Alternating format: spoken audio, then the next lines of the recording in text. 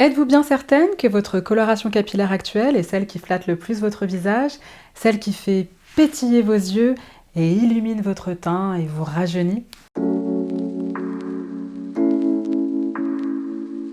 Bonjour, je suis Amanda Sorin, conseillère en images éthique et aujourd'hui on va aborder un sujet qui peut vraiment faire toute la différence dans votre apparence et il s'agit du choix de la bonne coloration capillaire. Vous me demandez souvent comment choisir une couleur de cheveux qui adoucit les traits du visage et donne un coup d'éclat et c'est exactement ce dont on va parler aujourd'hui. Dans cette vidéo, je vais vous expliquer les erreurs courantes de coloration capillaire qui vieillissent le visage et je vous donnerai bien sûr toutes mes solutions pour les éviter. Avant de démarrer, pensez à télécharger mon cadeau gratuit, le guide Les 3 erreurs qui t'empêchent de bien t'habiller et comment y remédier en cliquant sur le lien en barre d'infos. Dedans, vous découvrirez comment déterminer votre morphologie, plus 14 intemporels de la garde-robe féminine qui vont à toutes les morphologies et plein d'autres conseils pour vous aider à vous sentir bien habillé au quotidien sans surconsommer. Pensez aussi à vous abonner à ma chaîne si ce n'est pas déjà fait et à liker cette vidéo dès maintenant si vous en appréciez la thématique. Alors en général, le choix d'une mauvaise coloration capillaire peut nous vieillir, je dirais à partir de 35-40 ans, dès lors en fait qu'on commence à remarquer les premiers signes de l'âge sur notre visage. Vous savez, les premiers cheveux blancs par-ci par-là, la peau qui perd un petit peu de son éclat, de son élasticité. Je trouve que c'est vraiment à ce moment-là qu'une coloration capillaire mal adaptée peut nous donner un véritable coup de vieux. Et on démarre tout de suite avec le premier type de coloration capillaire qui peut beaucoup vieillir le visage, et il s'agit du noir profond, vous savez, le noir vraiment extrême. Sachez que plus on avance dans l'âge, plus notre peau a tendance à s'éclaircir, voire à se ternir naturellement. Et comme le noir est une teinte extrêmement sombre et intense, eh bien ça va fortement contraster avec notre peau et durcir les traits de notre visage.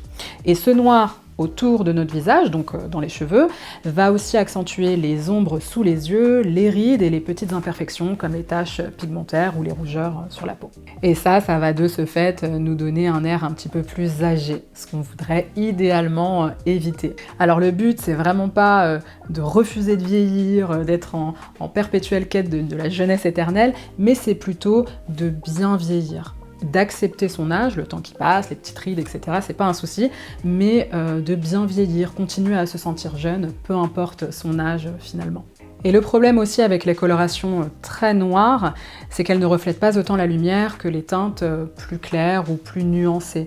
Donc quand les cheveux deviennent plus fins, ce qui arrive fréquemment avec le temps, bon, il y a des moyens de lutter contre ça, mais voilà, généralement on perd un petit peu en densité au fil des années, eh bien une coloration très noire comme ça peut faire apparaître les cheveux encore plus fins, plus plats. Et l'autre point négatif aussi d'une coloration très noire comme ça, c'est que pour obtenir une telle teinte, ça demande l'utilisation de produits très agressifs, ce qui peut rendre les cheveux plus secs, plus cassants. Le choix d'une telle teinte, c'est un peu comme faire une décoloration blond platine, par exemple, quand on a les cheveux foncés au départ. Ça ruine progressivement la chevelure. Et en plus, si vous avez fait du noir et qu'un jour vous voulez éclaircir, ça vous engagera dans un processus capillaire compliqué qui pourrait encore plus abîmer vos cheveux et vous allez finir par vous retrouver avec 3 poils sur le caillou, comme on dit. Si vos cheveux sont naturellement très foncés, je trouve que c'est un excellent choix de conserver cet aspect foncé, mais ne foncez pas plus votre couleur si vous voulez un effet rajeunissant. Au contraire, apportez à votre couleur un léger éclaircissement en ajoutant des nuances lumineuses. Ce sera beaucoup plus doux et flatteur pour votre visage. Un brun profond, par exemple, avec des nuances chocolat, caramel ou glacé, peut être un choix parfait pour vous. Le noir, c'est vraiment une teinte extrême, vraiment très très sombre, que finalement très peu de gens ont au naturel.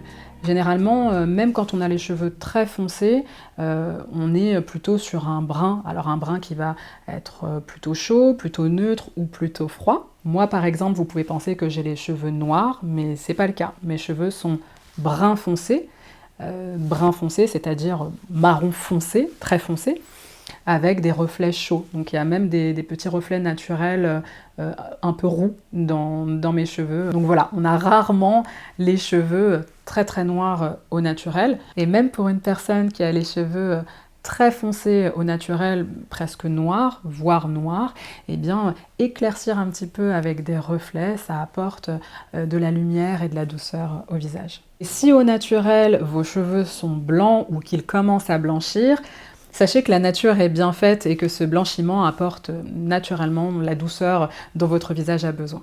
Comme je vous le disais, avec le temps, la peau a tendance à se ternir un peu, à s'éclaircir, et les cheveux aussi, donc c'est pas pour rien, c'est justement pour que le contraste avec la peau soit suffisamment doux pour que vos traits ne soient pas plus durs, plus sévères, etc. Deuxième erreur, à l'inverse du noir, eh bien, ce sont les colorations trop claires. Une coloration trop claire par rapport à votre teint naturel peut créer un contraste trop faible entre vos cheveux et votre peau, ce qui aurait tendance à faire paraître votre peau terne et fatiguée. Mais c'est encore différent des cheveux blancs naturels, même s'ils blanchissent beaucoup, là, comme je vous le disais tout à l'heure, la nature est bien faite, donc ce blanchiment, il aura quand même la bonne intensité. Parfois, vos cheveux seront plutôt poivre et sel, gris-argent, très blanc. Voilà, ça dépendra de votre base naturelle et ça ira normalement très bien avec vos traits naturels. Alors que quand c'est une coloration capillaire, bien sûr, c'est différent parce que ça ne fait pas partie de votre nature. Et voici un exemple. Ici, vous remarquerez à quel point l'actrice Dakota Johnson a l'air beaucoup plus lumineuse et rafraîchie avec ses cheveux plus foncés que très clairs. Avec ses cheveux blonds très clairs comme ça, je trouve que ça lui donne un air un petit peu éteint, un petit peu fatigué, terne, alors qu'avec sa couleur plus foncée, elle est radieuse, ses yeux pétillent, son teint a l'air frais, lumineux, j'aime beaucoup. Et sinon, on a aussi l'entre-deux que j'aime beaucoup personnellement, avec ce châtain moyen qui apporte beaucoup de douceur à son visage. De votre côté, mon conseil, c'est que si vous souhaitez éclaircir vos cheveux, assurez-vous de ne pas aller plus de 2 tons en dessous de votre couleur naturelle pour que ça reste harmonieux avec votre teint. Et puis ajouter des reflets pour éviter l'effet plat. Autre exemple ici avec 2 femmes qui ont naturellement une couleur de cheveux plutôt brun foncé et qui ont fait le choix d'éclaircir énormément leur chevelure, d'aller presque sur un blond platine pour l'une et un blond très clair plutôt miel pour l'autre. Alors, elles sont jeunes, on ne peut pas vraiment dire du coup que ça les vieillit, mais au naturel, sans maquillage, c'est certain que ces colorations feront paraître leur teint très terne. Et en plus, je trouve que ça donne un aspect paille à leurs cheveux parce que forcément, décolorer ses cheveux en blond comme ça quand on a une base foncée, ça abîme énormément les cheveux. Et ici, comme vous pouvez le voir, à l'inverse, sa couleur est parfaite. Elle a conservé sa base brun foncé et elle a apporté des touches de lumière subtiles avec des mèches miel. Ça illumine son teint et ça apporte de la douceur à son visage. Je trouve ça vraiment très flatteur. Troisième erreur, les cheveux bicolores. Alors je m'explique. Les cheveux bicolores, c'est-à-dire une chevelure, vous savez, divisée en 2, avec des repousses en fait très voyantes, des repousses naturelles très marquées. Vous voyez, vous avez les repousses naturelles et puis le reste de la chevelure qui est colorée.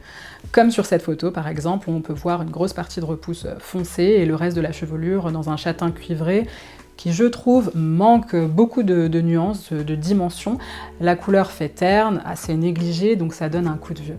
Et d'ailleurs, le fait que cette couleur manque de nuances, de dimensions, c'est aussi ce qui fait qu'elle est difficile à entretenir et qu'on se retrouve vite avec des repousses très marquées et le reste de la chevelure colorée comme ça de façon uniforme quand on opte pour ce type de coloration. Alors qu'ici, regardez, c'est la même personne, mais la couleur est beaucoup plus nuancée, beaucoup plus subtile. Alors elle a gardé sa base châtain foncé, mais pour colorer le reste de sa chevelure, elle a opté pour un joli balayage.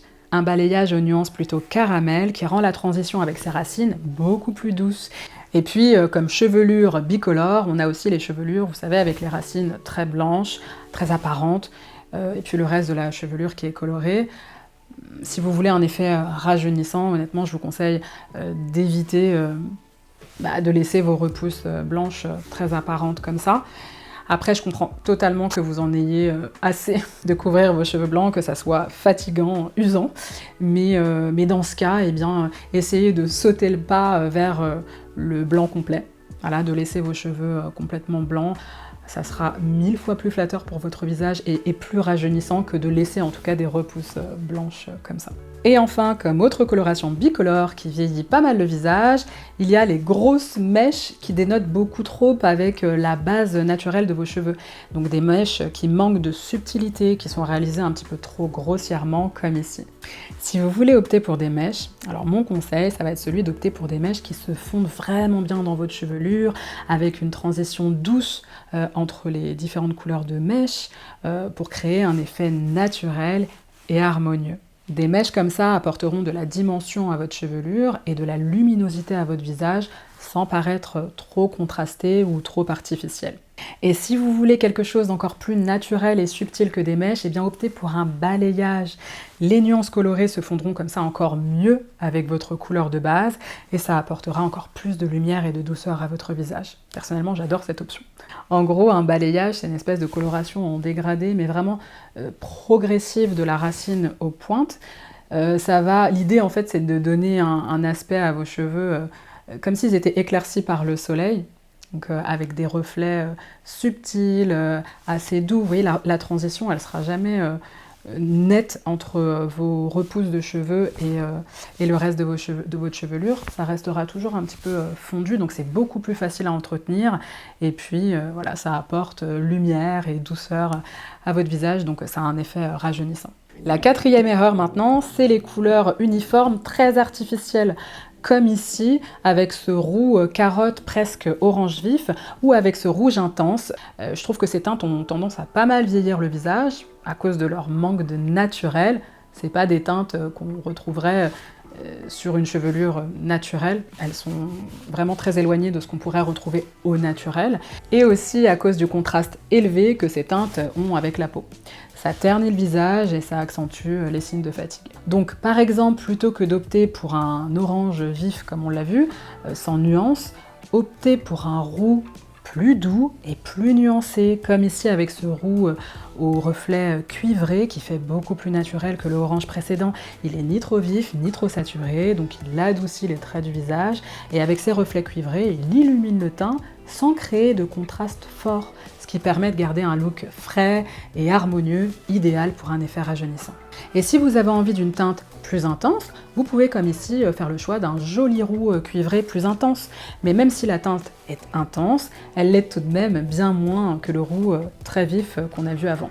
Et surtout ici, on est sur un ton plus subtil, plus naturel, qui apporte de la douceur au visage. Moi je trouve que ça lui va à merveille, ça lui donne une allure sophistiquée mais sans tomber dans l'artificiel.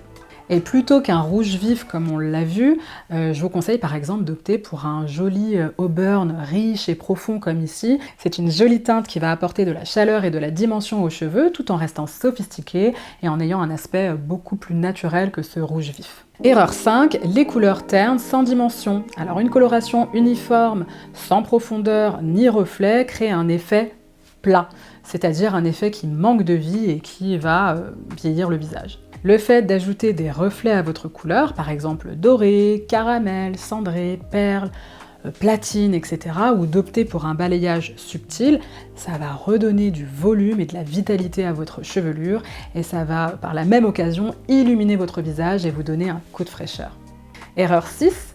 Ne pas respecter le sous-ton de votre peau. Choisir une couleur qui ne correspond pas à votre sous-ton de peau peut vraiment déséquilibrer votre teint, le ternir et vous donner un coup de vieux. Pour que vous compreniez mieux, voici l'exemple ici d'une femme qui a un sous-ton de peau froid rosé et qui a opté pour un blond miel, donc pour un blond chaud, qui je trouve jure complètement avec son teint. Pour mettre en valeur le sous-ton de sa peau froid rosé, il faut plutôt une couleur comme celle-ci, qui ne contient pas de ton chaud. Ici, c'est la même personne, mais comme vous pouvez le voir, elle a opté cette fois-ci pour un blond foncé avec des reflets froids, cendrés, très harmonieux et très doux pour son teint, ce qui la rajeunit, je trouve, énormément par rapport au blond chaud. Et je vous mets ici une autre photo d'un blond cendré pour que vous visualisiez mieux à quoi ça ressemble par rapport à un blond chaud. Et si vous ne connaissez toujours pas le sous-ton de votre peau, je vous invite à faire mon quiz colorimétrie gratuit en cliquant sur le lien en barre d'infos. Et à l'issue de ce quiz, vous découvrirez le sous-ton de votre peau et quelques-unes des couleurs qui vous vont le mieux au teint. Alors en résumé, pour éviter de vous donner un coup de vieux avec votre coloration capillaire, voici les 6 erreurs à éviter. 1. attention au noir profond qui a tendance à durcir les traits du visage et à accentuer les imperfections. Mieux vaut adoucir avec des nuances brunes plus douces, comme le chocolat ou le caramel, ou des nuances glacées par exemple. 2. Ne choisissez pas une couleur trop claire par rapport à votre teint, ça pourrait ternir votre visage. Éclaircissez avec parcimonie, pas plus de 2 tons en dessous de votre couleur naturelle, et ajoutez des reflets pour de la dimension. 3. Évitez l'effet bicolore avec des racines apparentes qui donnent un look négligé. Un balayage ou une coloration nuancée sera bien plus flatteur. 4. Méfiez-vous des couleurs trop vives et uniformes, elles ont tendance à avoir un effet très artificiel qui pourrait facilement vous vieillir. 5. Évitez les colorations plates, sans dimension et sans reflet qui manquent de vitalité. Ajoutez plutôt des reflets ou optez pour un balayage, ça pourrait vraiment illuminer votre visage. Et enfin 6. Respectez le sous-ton de votre peau, chaud, froid ou neutre, en choisissant une couleur qui s'harmonise avec votre teint pour un effet rajeunissant garanti. Allez, si vous avez apprécié cette vidéo, mettez un like, abonnez-vous à ma chaîne et mettez un commentaire pour me dire quelle est votre couleur de cheveux actuelle. J'ai vraiment hâte de vous lire. Je vous donne rendez-vous très vite dans une prochaine vidéo. D'ici là, prenez soin de vous. Je vous embrasse fort. Bye.